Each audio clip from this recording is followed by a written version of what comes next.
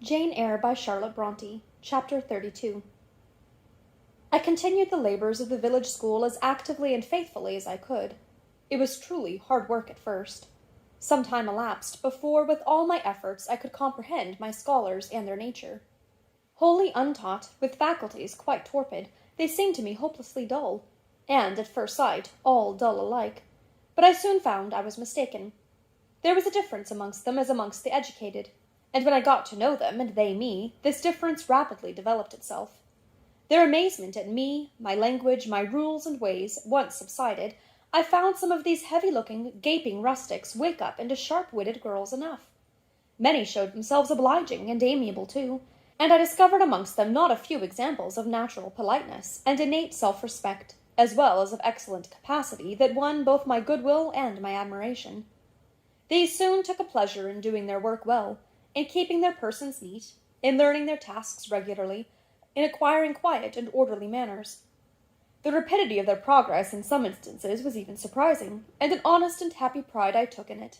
Besides, I began personally to like some of the best girls, and they liked me. I had amongst my scholars several farmers' daughters, young women grown almost. These could already read, write, and sew, and to them I taught the elements of grammar, geography, history, and the finer kinds of needlework. I found estimable characters amongst them, characters desirous of information and disposed for improvement, with whom I passed many a pleasant evening hour in their own homes. Their parents then, the farmer and his wife, loaded me with attentions. There was an enjoyment in accepting their simple kindness, and in repaying it by consideration, a scrupulous regard to their feelings, to which they were not, perhaps, at all times accustomed, and which both charmed and benefited them, because, while it elevated them in their own eyes, it made them emulous to merit the deferential treatment they received. I felt I became a favorite in the neighborhood. Whenever I went out, I heard on all sides cordial salutations, and was welcomed with friendly smiles.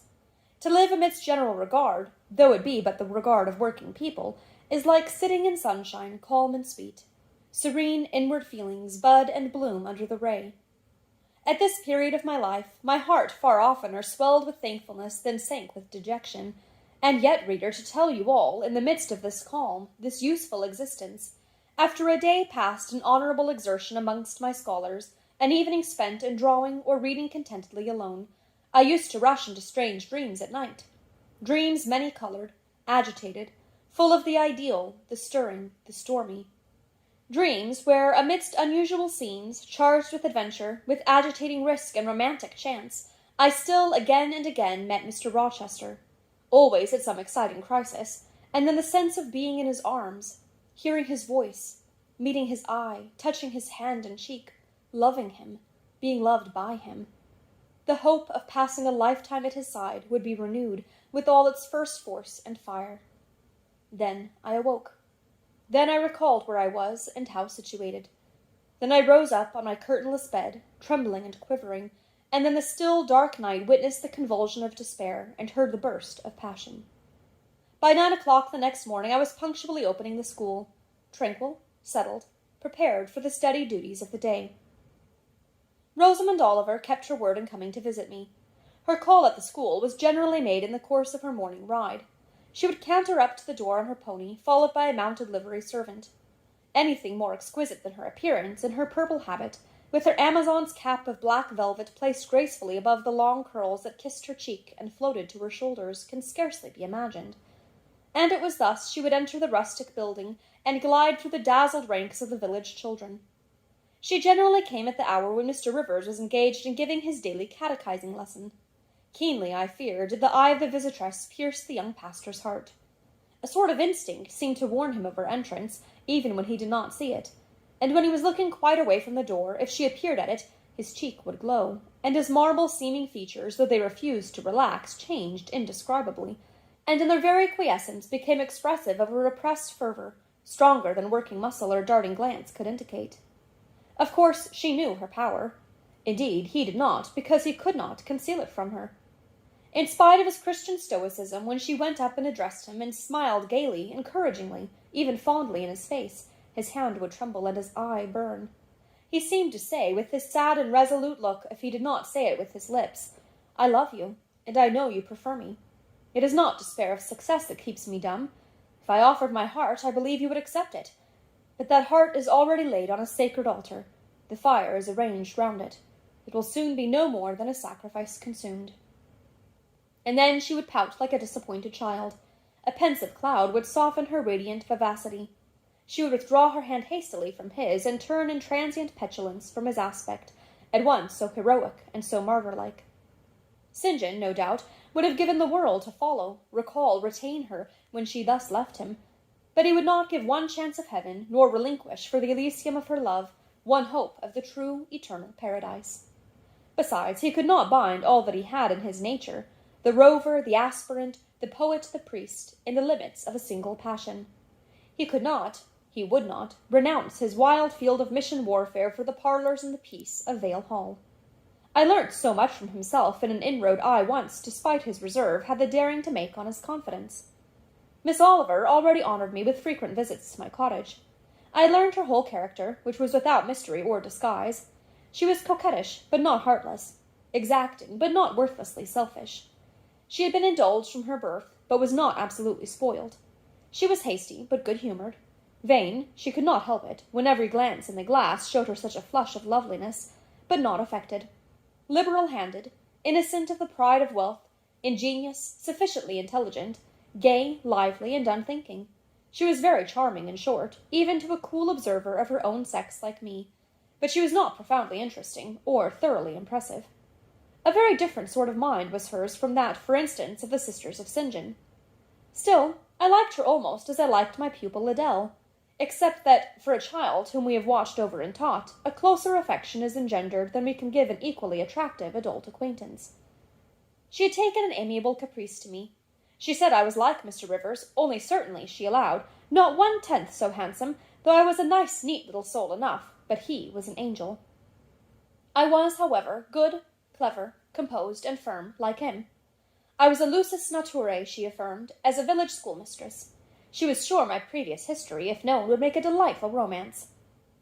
One evening, while with her usual childlike activity and thoughtless, yet not offensive inquisitiveness, she was rummaging the cupboard and the table drawer of my little kitchen, she discovered first 2 French books, a volume of Schiller, a German grammar and dictionary, and then my drawing materials and some sketches, including a pencil head of a pretty little cherub-like girl, one of my scholars, and sundry views from nature, taken in the Vale of Morton and on the surrounding moors. She was first transfixed with surprise, and then electrified with delight. Had I done these pictures? Did I know French and German? What a love! What a miracle I was! I drew better than her master in the first school in S.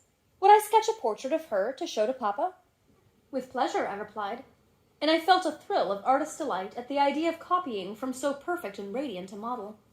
She had then on a dark blue silk dress. Her arms and her neck were bare. Her only ornament was her chestnut tresses, which waved over her shoulders with all the wild grace of natural curls. I took a sheet of fine cardboard and drew a careful outline. I promised myself the pleasure of coloring it, and, as it was getting late then, I told her she must come and sit another day. She made such a report of me to her father that Mr. Oliver himself accompanied her next evening, a tall, massive-featured, middle-aged, and grey-headed man, at whose side his lovely daughter looked like a bright flower near a hoary turret. He appeared a taciturn and perhaps a proud personage, but he was very kind to me. The sketch of Rosamond's portrait pleased him highly. He said I must make a finished picture of it. He insisted, too, on my coming the next day to spend the evening at Vale Hall. I went. I found it a large, handsome residence, showing abundant evidences of wealth in the proprietor. Rosamond was full of glee and pleasure all the time I stayed. Her father was affable, and when he entered into conversation with me after tea, he expressed in strong terms his approbation of what I had done in Morton School, and said he only feared, from what he saw and heard, I was too good for the place, and would soon quit it for one more suitable. "Indeed," cried Rosamond, "she is clever enough to be a governess in a high family, Papa." I thought I would far rather be where I am than in any high family in the land. Mr. Oliver spoke of Mr. Rivers, of the Rivers family, with great respect. He said it was a very old name in that neighbourhood, that the ancestors of the house were wealthy, that all Morton had once belonged to them, that even now he considered the representative of that house might, if he liked, make an alliance with the best. He accounted it a pity that so fine and talented a young man should have formed the design of going out as a missionary. It was quite throwing a valuable life away. It appeared then that her father would throw no obstacle in the way of Rosamond's union with St. John. Mr. Oliver evidently regarded the young clergyman's good birth, old name, and sacred profession as sufficient compensation for the want of fortune. It was the 5th of November, and a holiday. My little servant, after helping me to clean my house, was gone, well satisfied with the fee of a penny for her aid. All about me was spotless and bright. Scoured floor, polished grate, and well-rubbed chairs. I had also made myself neat, and had now the afternoon before me to spend as I would. The translation of a few pages of German occupied an hour. Then I got my palette and pencils, and fell into the more soothing, because easier occupation, of completing Rosamond Oliver's miniature. The head was finished already. There was but the background to tint, and the drapery to shade off. A touch of carmine, too, to add to the ripe lips, a soft curl here and there to the tresses, a deeper tinge to the shadow of the lash under the azured eyelid. I was absorbed in the execution of these nice details, when, after one rapid tap, my door unclosed, admitting St. John Rivers. "I'm come to see how you are spending your holiday," he said.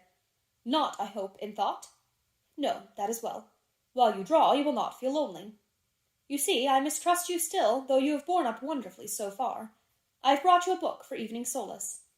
And he laid on the table a new publication, a poem, one of those genuine productions so often vouchsafed to the fortunate public of those days, the golden age of modern literature. Alas, the readers of our era are less favoured. But courage! I will not pause either to accuse or repine. I know poetry is not dead, nor genius lost. Nor has Mammon gained power over either, to bind or slay. They will both assert their existence, their presence, their liberty and strength again one day. Powerful angels, safe in heaven, they smile when sordid souls triumph, and feeble ones weep over their destruction. Poetry destroyed? Genius banished? No. Mediocrity? No. Do not let envy prompt you to the thought. No, they not only live, but reign and redeem, and without their divine influence spread everywhere, you would be in hell, the hell of your own meanness. While I was eagerly glancing at the bright pages of Marmion, for Marmion it was, St. John stooped to examine my drawing. His tall figure sprang erect again with a start. He said nothing. I looked up at him. He shunned my eye. I knew his thoughts well, and could read his heart plainly. At the moment I felt calmer and cooler than he. I had then temporarily the advantage of him, and I conceived an inclination to do him some good, if I could. With all his firmness and self-control, thought I, he takes himself too far, locks every feeling and pain within, expresses, confesses, imparts nothing. I'm sure it would benefit him to talk a little about the sweet Rosamond, whom he thinks he ought not to marry. I will make him talk. I said first, "Take a chair, Mr. Rivers." But he answered, as he always did, that he could not stay. "Very well," I responded mentally. "Stand if you like, but you shall not go just yet, I am determined. Solitude is at least as bad for you as it is for me. I'll try if I cannot discover the secret spring of your confidence, and find an aperture in that marble breast through which I can shed one drop of the balm of sympathy." "Is this portrait like?" I asked bluntly. "Like? Like whom? I did not observe it closely." "You did, Mr. Rivers." He almost started at my sudden and strange abruptness. He looked at me astonished. "Oh, that is nothing yet," I muttered within. "I don't mean to be baffled by a little stiffness on your part. I'm prepared to go to considerable lengths." I continued, "You observed it closely and distinctly, but I have no objection to your looking at it again." And I rose and placed it in his hand. "A well-executed picture," he said. "Very soft, clear colouring, very graceful and correct drawing." Yes, I know all that, but what of the resemblance? Who was it like?" Mastering some hesitation, he answered, "Miss Oliver, I presume?" "Of course. And now, sir, to reward you for the accurate guess, I will promise to paint you a careful and faithful duplicate of this very picture, provided you admit that the gift would be acceptable to you. I don't wish to throw away my time and trouble on an offering you would deem worthless." He continued to gaze at the picture. The longer he looked, the firmer he held it, the more he seemed to covet it. "It is like," he murmured. "The eye is well managed. The colour, light, expression are perfect. It smiles. Would it comfort or would it wound you to have a similar painting? Tell me that. When you were at Madagascar, or at the Cape, or in India, would it be a consolation to have that memento in your possession? Or would the sight of it bring recollections calculated to enervate and distress?" He now furtively raised his eyes. He glanced at me irresolute, disturbed. He again surveyed the picture. That I should like to have it is certain. Whether it be judicious or wise is another question. Since I had ascertained that Rosamond really preferred him, and that her father was not likely to oppose the match, I, less exalted in my views than St. John, had been strongly disposed in my own heart to advocate their union. It seemed to me that, should he become the possessor of Mr. Oliver's large fortune, he might do as much good with it as if he went and laid his genius out to wither, and his strength to waste under a tropical sun. With this persuasion I now answered. As far as I can see, it would be wiser and more judicious if you were to take to yourself the original at once. By this time he had sat down. He had laid the picture on the table before him, and with his brow supported on both hands, hung fondly over it. I discerned he was now neither angry nor shocked at my audacity. I saw even that to be thus frankly addressed on a subject he had deemed unapproachable, to hear it thus freely handled, was beginning to be felt by him as a new pleasure, an unhoped-for relief. Reserved people often really need the frank discussion of their sentiments and griefs more than the expansive. The sternest seeming stoic is human after all, and to burst with boldness and goodwill into the silent era of their souls is often to confer on them the first of obligations. She likes you, I'm sure, said I, as I stood behind his chair, and her father respects you. Moreover, she is a sweet girl, rather thoughtless, but you would have sufficient thought for both yourself and her. You ought to marry her. Does she like me? He asked. Certainly. Better than she likes anyone else. She talks of you continually. There is no subject she enjoys so much or touches upon so often. It is very pleasant to hear this, he said. Very. Go on for another quarter of an hour. And he actually took out his watch and laid it upon the table to measure the time. But where is the use of going on, I asked, when you are probably preparing some iron blow of contradiction, or forging a fresh chain to fetter your heart? Don't imagine such hard things. Fancy me yielding and melting, as I am doing. Human love, rising like a freshly opened fountain in my mind, and overflowing with sweet inundation all the field I have so carefully, and with such labor prepared. So assiduously sown with the seeds of good intentions, of self-denying plans. And now it is deluged with a nectarous flood, the young germs swamped, delicious poison cankering them. Now I see myself stretched on an ottoman in the drawing-room at Vale Hall at my bride Rosamond Oliver's feet. She is talking to me with her sweet voice, gazing down on me with those eyes your skilful hand has copied so well, smiling at me with these coral lips. She is mine, I am hers. This present life and passing world suffice to me. Hush, say nothing. My heart is full of delight, my senses are entranced, let the time I marked pass in peace. I humored him. The watch ticked on. He breathed fast and low. I stood silent. Amidst this hush the quartet sped. He replaced the watch, laid the picture down, rose, and stood on the hearth. Now, said he, that little space was given to delirium and delusion.